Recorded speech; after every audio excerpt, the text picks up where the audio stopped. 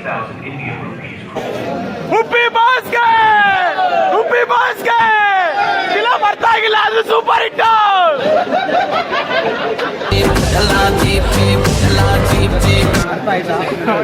ಅರ್ಥ ಆಗಿಲ್ಲ ಅಂದ್ರೆ ಸೂಪರ್.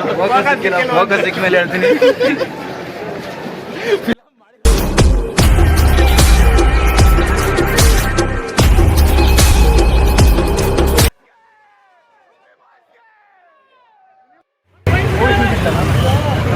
ಚೆನ್ನಾಗಿತ್ತು. ಅರ್ಥ ಆಯ್ತಲ್ಲ?